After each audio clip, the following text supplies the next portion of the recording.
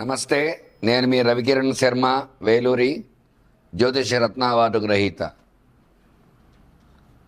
August నెలలో ద్వాదశ రాశుల వారికి ఏ రకంగా ఉండబోతోంది, అసలు రాశి సంచారం ఏ రకంగా జరుగుతోంది, నవగ్రహాలు ఎక్కడెక్కడ ఉన్నాయి, ఏ ఏ ఫలితాలు కలుగుతున్నాయి అనే విషయాన్ని గురించి మనం చెప్పబడటం జరుగుతోంది.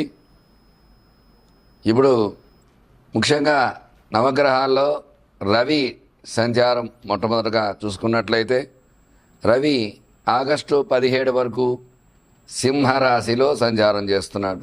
తదుపరి కన్యారాశిలో సంచారం చేయడం జరుగుతుంది. ఈ రవి గ్రహాలకు అధిపతి ఆయన సింహంలో సంచారం చేయడం వల్ల పాపగ్రహం అని చెప్పబడుతోంది. ఆ పాపగ్రహం వల్ల కొన్ని ఇబ్బందులు వస్తూ ఉంటాయి. తదుపరి కన్యారాశిలో సంచారం చేయడం ఉంది. సింహరాశి అధిపతి రవే కాబట్టి రవి స్వక్షేత్రంలో ఉన్నాడు కాబట్టి సింహరాశి వారికి కొంతవరకు మిశ్రమంగా అనుకూలంగా ఉంటుంది. తదుపరి కన్యారాశిలో సంచారం చేయడం జరుగుతుంది. కన్యారాశి అధిపతి బుధుడు కాబట్టి బుధుడికి రవి మిత్రుడే కాబట్టి కన్యారాశి సంచారం కూడా కొంచెం అనుకూలంగా ఉండే అవకాశాలు ఇదే ఉన్నాయి. తదుపరి చంద్రుడు రెండవ గ్రహం. ఈయన నక్షత్రాన్ని బట్టి ప్రతిరోజు మారుతూ ఉంటాడు కాబట్టి నక్షత్ర సంచారాన్ని బట్టి ఈ యొక్క చంద్రబలం అది చూసుకోవడం అనేది మనకు జరుగుతూ ఉంటుంది. మరి కుజ సంచారం చూసుకున్నట్లయితే కుజుడు ఈ ఆగస్టు నెలలో తులారాశిలో సంచారం చేయడం జరుగుతుంది. తులారాశి అధిపతి శుక్రుడే అయినప్పటికీ కూడా ఈ కుజుడు వ్యాపార కారకుడు కాబట్టి తులారాశి వారికి అనుకూలతలు ఉంటాయి. అలాగే బుధుడు తదుపరి గ్రహం సింహరాశిలో సంచారం చేస్తుంది. బుధుడు వ్యాపార కారకుడు, బుద్ధికారకుడు, విద్యా ఉద్యోగకారకుడు కాబట్టి సింహరాశి సంచారం చేయడం వల్ల సింహరాశి అధిపతి రవి కూడా ఉద్యోగకారకుడు కాబట్టి బుధుడు అనుకూలంగా ఉన్నాడు. అట్లాగే తదుపరి బృహస్పతి యొక్క గురు సంచారం కర్కాటక రాశి సంచారం. గురుచంద్ర యోగం గజకేసరి యోగం అంటారు. మరి అందువల్ల ఈ కర్కాటక రాశిలో గురు సంచారం వల్ల గురుడు ఈ నెలలో అనుకూలంగా ఉన్నాడు. తదుపరి శుక్రు సంచారం, శుక్రగ్రహం అనుకూలతలు చూసుకున్నట్లయితే శుక్రుడు కర్కాటక రాశిలో సంచారం చేస్తున్నాడు. తదుపరి సింహరాశిలో సంచారం చేయడం జరుగుతుంది. అంటే ఒక పక్షం కాలం కర్కాటక రాశిలో తదుపరి సింహంలో సంచారం చేయడం అనేది జరుగుతుంది. వల్ల శుక్ర అనుకూలత కూడా శుక్రుడికి రవి శత్రువే అయినప్పటికీ కూడా ఈ రాశిలో ఉండేవారికి కొంత అనుకూలతలు ఉన్నాయి.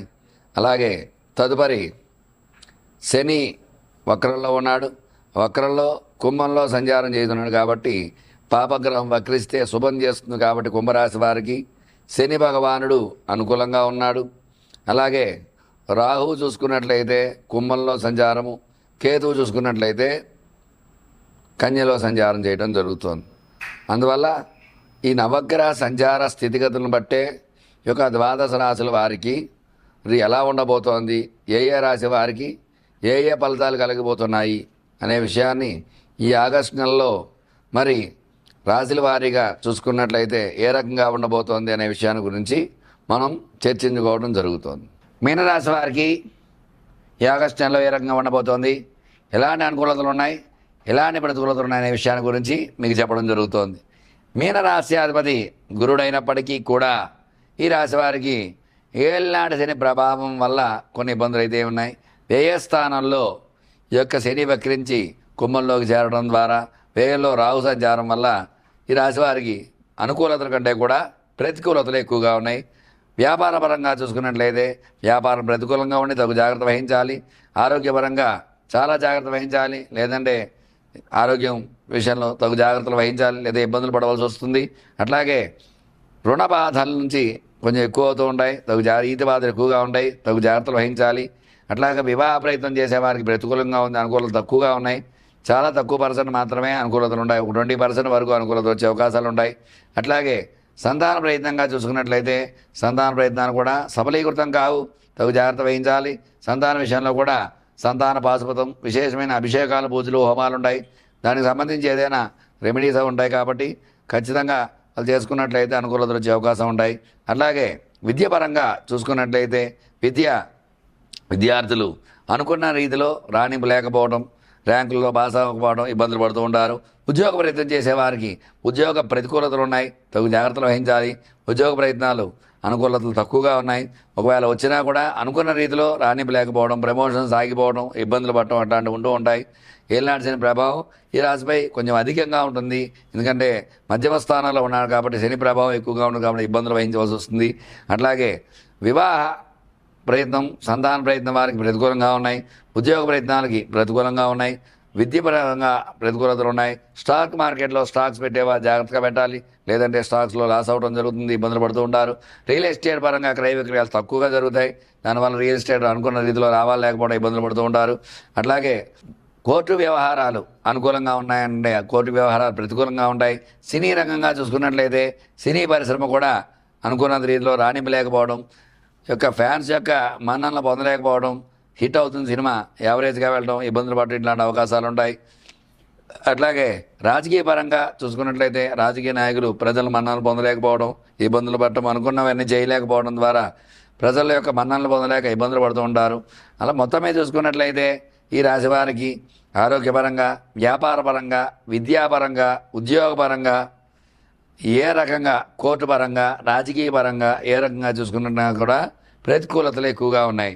అందువల్ల వీళ్ళు విశేషముగా ఈ యొక్క శని భగవానుడికి జపం చేయించుకోవటము, శనికి తర్పణ హోమాది కార్యక్రమాలు చేయించుకోవటము, అంటే వ్యయస్థానంలో శని సంచారము, శని భగవానుడి ప్రతికూలత వల్ల ఇబ్బందులు కలుగుతూ ఉంటాయి. కాబట్టి ఖచ్చితంగా ఈ యొక్క శని భగవాను యొక్క జప తర్పణ హోమాలు చేసుకోవడం, శనివారం నియమాలు పాటించడము, శనివారం 19 ప్రదక్షిణాలు చేయడము, శని భగవానికి నువ్వులు బెల్లముక్క నివేదన పెట్టడం, ఇట్లాంటివి చేయడం ద్వారా ఈ యొక్క ఏలినాటి శని ప్రభావం కొంచెం అనుకూలంగా మారే అవకాశం ఉంటుంది. చూశారు కదండి, సమస్య మీది, పరిష్కారం నాది. ఎలాంటి సమస్యలు ఉన్నా సరే మీ సమస్యకి చక్కటి పరిష్కారం చెప్పడం జరుగుతుంది. మీ రవికిరణ్ శర్మ, వేలూరి, జ్యోతిష్ రత్న అవార్డు గ్రహీత. నమస్కారం. మీ జాతకంలో ఎలాంటి ఇబ్బందులు ఉన్నా వాటికి చక్కటి పరిష్కారం చేయడం జరుగుతుంది. విద్యాపరంగా చదువు కావట్లేదా పిల్లలు, దానికి ఏం చేయాలి, ఉద్యోగ ప్రయత్నంలో ఉద్యోగాలు రాకపోవటము, ఉద్యోగాలు సఫలీకృతం కాకపోవటము, అట్లాంటి వాటికి పరిష్కారం ఉంటుంది. వివాహం కావట్లేదా, వివాహానికి ఏం చేయాలి అనే పరిష్కారం ఉంది. అలాగే సంతాన సమస్యలు, సంతానం ఇంకా కలగలేదు, వివాహమే 5-6 సంవత్సరాలైంది, 10 సంవత్సరాలైంది అనే వారికి కూడా ఏం చేస్తే సంతానం కలుగుతుంది అనే విషయాన్ని గురించి జాతకంలో పరిశీలించడం జరుగుతుంది. అట్లాగే వ్యాపారపరంగా వ్యాపారంలో నష్టాలు వస్తున్నాయా, దానికి ఎటువంటి యంత్రాలు పెడితే బాగుంటుంది, ఏం పరిహారం చేయాలి అనే విషయం గురించి చెప్పడం జరుగుతుంది. వ్యాపారపరంగా స్టాక్ మార్కెట్స్, రియల్ ఎస్టేట్ రంగంలో కూడా ఎలాంటి ఇబ్బందులు ఉన్నా సరే వాటికి చక్కటి పరిష్కారం అన్ని రంగాల్లో కూడా విద్య, ఉద్యోగము, వ్యాపారము, ఆరోగ్యము, కోర్టు వ్యవహారాలు, రాజకీయము, సినీ రంగము, ఇట్లా ఏ రకంగా ఎలాంటి సమస్యలు ఉన్నా సరే మీ సమస్యలన్నిటి కూడా ఖచ్చితంగా మీ జాతకం పరిశీలన విశేషంగా చేసి మీరు ఇబ్బందులు పడుతుంటే ఆ ఇబ్బందులు ఎందువల్ల పడ్డారు, ఇంతకుముందు ఎలా పడ్డారు, ఎందుకోసం పడ్డారు, ఇప్పుడు దాన్ని ఎలా బయటపడాలి అనే విషయాన్ని గురించి వివరంగా జాతక పరిశీలన చేసి ఖచ్చితంగా దాన్ని పరిష్కారం చేసి మీకు అనుకూలంగా చేయగల సమర్థత ఉన్నవాడిని. కాబట్టి మీకు ఎలాంటి సందేహాలున్నా స్క్రీన్పై నా నెంబర్ రోల్ అవుతుంది. కాబట్టి ఖచ్చితంగా నన్ను సంప్రదించినట్లయితే సమస్య మీది, పరిష్కారం నాది. మీ రవికిరణ్ శర్మ, జ్యోతిషరత్న అవార్డు గ్రహీత. నమస్కారం.